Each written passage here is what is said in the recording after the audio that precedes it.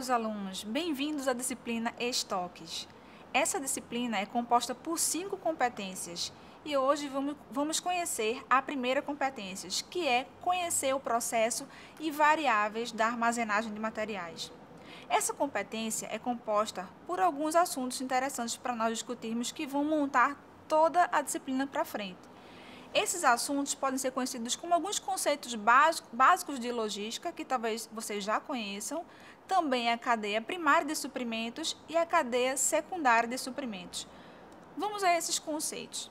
Antes de tudo, vamos falar um pouco sobre o próprio nome da disciplina, estoques. A gente pode considerar estoques como aqueles itens de posse de uma empresa. Esses itens podem ser separados ou divididos em matérias-primas, produtos em processos ou produtos acabados. Já ouviram falar sobre isso alguma vez?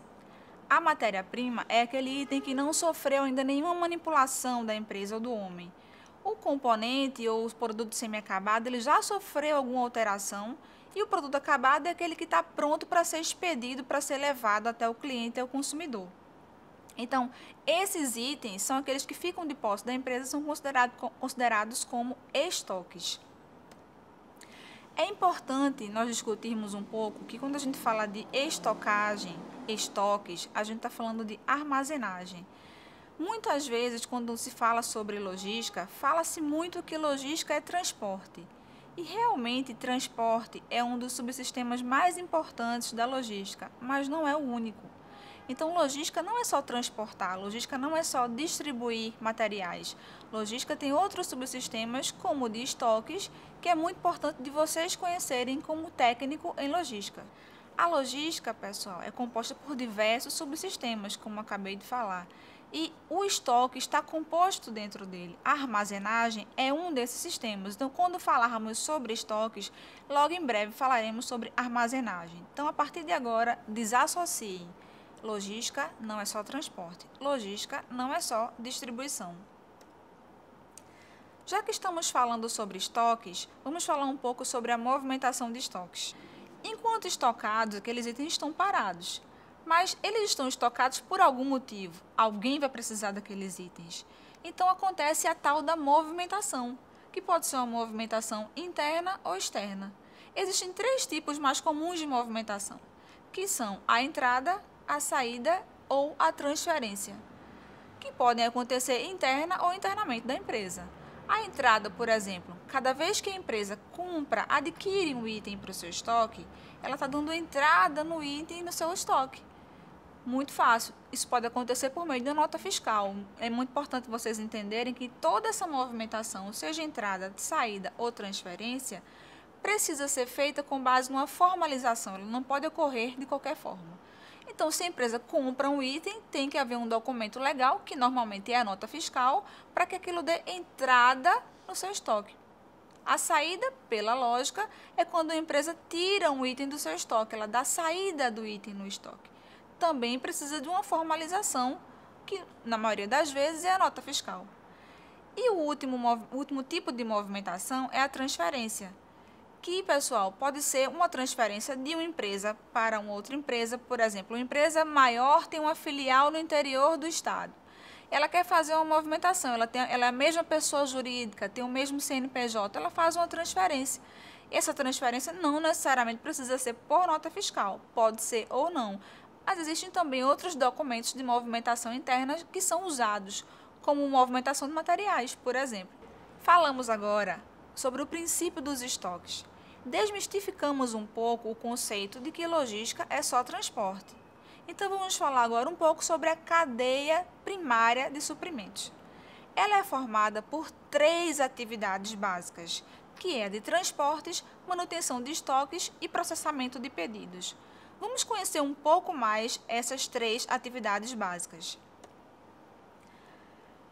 Elas são primárias, pessoal, porque, de certa forma, elas são muito importantes para a cadeia logística e elas concentram boa parte dos custos das atividades logísticas. A de transportes é aquela que a gente normalmente confunde um pouco com logística, é ela que concentra o maior número de custos logísticos. E, de certa forma, ela se refere a vários modelos disponíveis ou modais de transportes que são usados para levar um item, material, matéria-prima ou produto acabado de um local a outro, seja internamente ou externamente. Como assim, Luciana, eu posso fazer transporte interno? Posso movimentar internamente os meus itens que eu tenho em meu estoque. Para fazer essa movimentação, eu tenho ou preciso fazer uso de alguns equipamentos que me venham ajudar aquela movimentação a acontecer, como paleteiras ou empilhadeiras. Deem uma olhada no caderno de vocês para ficar mais fácil a compreensão. Mas também posso fazer esse transporte externo. Então, aí eu vou fazer uso de caminhões ou de outros modais, como navios ou aviões, quando necessário. Ainda nas atividades primárias de suprimentos, nós temos a segunda atividade, que é a de manutenção de estoques. Esse é um grande desafio do técnico em logística. Afinal, eu preciso manter as pessoas sendo atendidas com aqueles itens que elas precisam. Por exemplo, se o meu cliente tem uma demanda de um certo produto, eu preciso garantir que aquele produto vai existir em estoque. Se a empresa que eu trabalho é uma indústria e a minha área de produção precisa de certas matérias-primas numa quantidade específica para produzir, eu preciso garantir que a produção vai ter as matérias-primas na hora que for preciso para que ela produza. Então, é um grande desafio para o técnico em logística, por quê? Porque não é adequado para a empresa manter estoques altos. Estoques altos geram custos altos. Conversaremos mais sobre isso em outras competências, mas é importante que vocês entendam que é um desafio saber escolher o nível adequado de estoques. Então, a manutenção de estoques parte desse princípio. É importante manter um estoque adequado à demanda dos nossos clientes ou à demanda do nosso pessoal interno. A terceira atividade chama-se processamento. Ela tem um pouco menos de custo do que as outras duas anteriores, mas nem por isso ela é menos importante. Tanto é que ela é primária, ou seja, ela é primariamente importante para que a logística aconteça, para que os estoques aconteçam adequadamente, os estoques sejam preservados adequadamente. Ela dá início ao processo de movimentação de materiais e produtos, ou seja, nesse momento é muito importante que o técnico em logística consiga identificar qual é o ciclo do pedido, qual é o ciclo desse produto, em quanto tempo que eu quero que esse produto chegue ao meu cliente. Se eu tenho que considerar que para esse produto chegar ao meu cliente, eu tenho que adquirir matéria-primas, eu tenho que estocar essa matéria-prima, que vai levar um tempo em produção, eu tenho que distribuir, ou seja, fazer chegar aquele produto ao meu cliente, é nesse momento, nesse processamento, que eu considero todas essas variáveis para trabalhar de forma que o meu cliente se sinta satisfeito e receba o produto certo na hora certa. Falamos agora sobre as atividades primárias da cadeia de suprimentos e agora vamos falar um pouco sobre as atividades secundárias. Como o próprio nome diz, as outras 3 foram aquelas mais importantes, as secundárias são 6, mas isso não quer dizer que elas não sejam importantes, quer dizer que elas pesam menos nas decisões logísticas, nas políticas logísticas e nos custos logísticos também.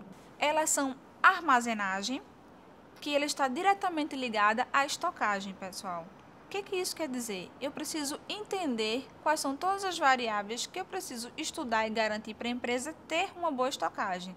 Sendo essa o tamanho do espaço físico, sendo essa a quantidade de pessoas que eu vou precisar ter trabalhando, se eu preciso ter algum sistema, qual o tipo de produto que eu vou estocar, se ele tem alguma característica que eu tenho que observar.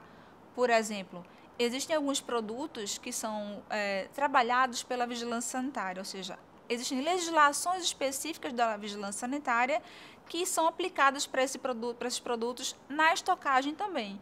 Então, na armazenagem, eu preciso estudar, esse produto é um desses que precisa seguir essas características, do tipo, não encostar na parede, não misturar alimento com saneantes, não misturar cosméticos com alimentos, ou seja, tudo isso você, técnico em logística, precisa observar nessa atividade de armazenagem. Uma segunda atividade é o manuseio de materiais. Uma vez que eu estoquei, vou precisar manusear em algum momento quando eu for levá-lo para ser consumido pela produção ou levá-lo para os meus clientes consumidores. Quando isso acontecer, esse manuseio precisa ser bem observado. Eu preciso trabalhar e definir quais são os equipamentos que eu vou usar para fazer esse manuseio. Eles não podem ser caros ao ponto de me trazer custos excessivos, mas também devem ser adequados para não trazer danos aos materiais que vão ser transportados e fazer esse transporte de forma rápida. O transporte não pode ser lento para nem atrasar a produção, nem atrasar o que o cliente está esperando. Uma terceira atividade é a embalagem de proteção. A gente falou sobre estocar, falou sobre manusear, sobre transportar. E como é que eu vou fazer isso se eu não tiver uma embalagem que proteja a integridade do produto, do item? Essa embalagem precisa ser definida de acordo com o produto, de acordo com o item, porque ela precisa garantir que ele não venha a ser danificado em nenhuma etapa do seu processo logístico, nem na estocagem, nem no seu transporte, nem em nenhum momento que ele venha a ser levado para o nosso consumidor. Uma quarta atividade é a obtenção. Obtenção, pessoal, fala de adquirir itens, fala de adquirir suprimentos para garantir que a produção vai tê-los para produzir e que aquele produto final vai chegar ao meu consumidor. É adquirir suprimentos, adquirir itens na hora certa, no momento certo, para não faltar e atender a demanda de maneira correta. A quinta atividade é a programação de produtos. Se eu sei que eu vou ter que adquirir itens, que eu vou ter que transformar aquilo em algum produto acabado, que tenho que levar aquele produto acabado para o meu cliente, eu preciso fazer uma atividade antes para garantir que isso vai acontecer. E é essa programação. É a atividade que diz o que vai ser feito, quando vai ser feito, por quando vai ser feito e em quanto tempo. Normalmente existe um setor dentro da empresa, que é o PCP, que ele trabalha essas atividades, essas informações, de forma que venha garantir que aquele item vai ser comprado no momento certo, que ele vai ser estocado da forma certa, na quantidade certa, que ele vai ser transformado, ou seja, processado, produzido para virar um produto acabado e que vai ser levado no tempo certo para os nossos consumidores. A sexta e última atividade é a manutenção da informação.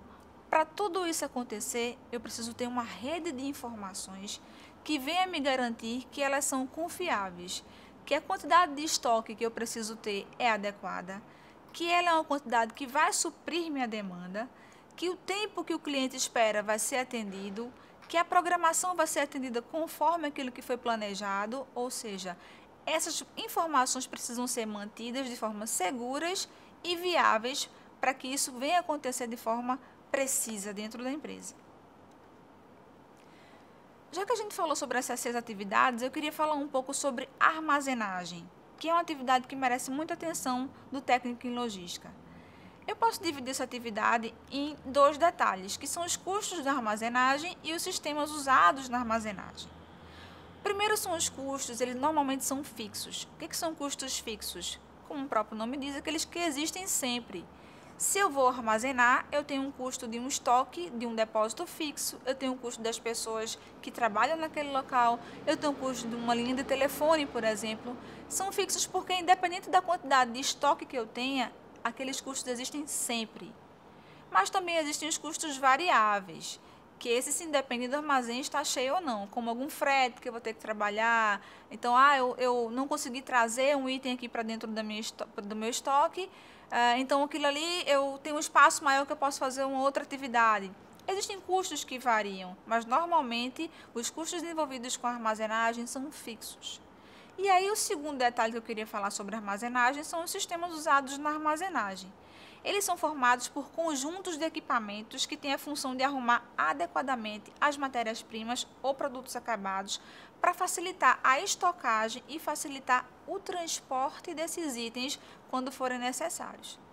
E esses sistemas, pessoal, são formados por esses equipamentos que podem ser pallets, que são estrados de madeiras, podem ser empilhadeiras, podem ser paleteiras, uma série de sistemas que são usados para facilitar essa estocagem e essa movimentação acontecer.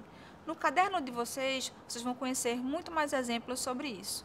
Nesses sistemas de armazenagem, eu ainda gostaria de dividir dois fatores para vocês observarem um pouco mais, entre sistemas estáticos e dinâmicos. Os estáticos, como o próprio nome fala, uma vez que aquele item foi estocado, ele não sofre movimentações até a hora dele ser solicitado.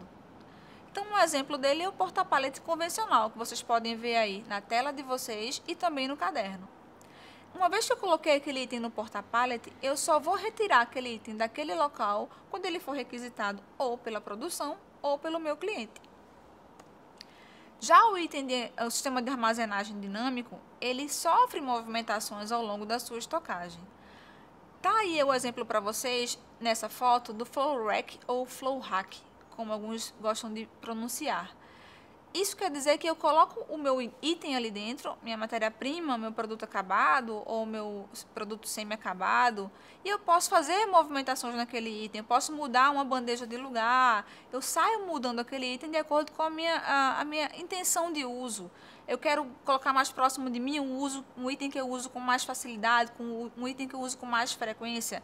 E aí eu vou mexendo naquela estocagem de acordo com a minha conveniência. Nesse slide tem um link para vocês que também está no caderno, que é muito importante para vocês observarem um sistema dinâmico em funcionamento, diferente desse que foi apresentado na foto. Então, pessoal, esse é o fim da nossa primeira competência. Eu espero que vocês tenham entendido um pouco mais do que viram no caderno e que vocês contribuam também lendo o caderno adequadamente, quantas vezes precisarem para entender a disciplina e fazendo as atividades que foram propostas nessa competência para vocês. Até mais!